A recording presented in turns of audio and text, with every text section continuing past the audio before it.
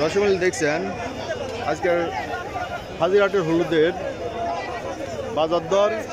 আজকে যে দামে হলুদ ক্রয় বিক্রয় হচ্ছে তা দেখুন। আজকে 31শে জানুয়ারি। ভাই কি হলুদ কিনলেন না বেচলেন? কিনলেন। এটা আপনি কিনছেন? আচ্ছা, কত করে কিনলেন? 11 কিনছেন। তাহলে আজকে বাজার খুবই কম।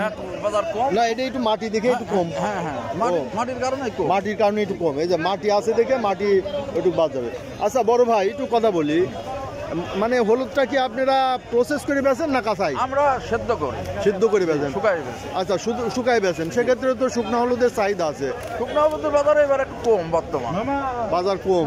আচ্ছা, শুকনো হলুদ কত যাইতে পারে এখন? এটা তো কোম্পানির উপর নির্ভর করে।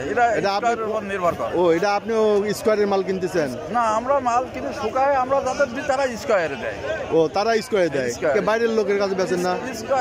এখন আর বাইরের লোক অত হলুদ চাহিদা নেই। স্কোয়ার বাদে কোম্পানি, মানে স্কোয়ার বাদে যে হলুদ বেচা হয় অত ইয়ে না, চাহিদার সাথে হয় না, চাহিদা কম হয়।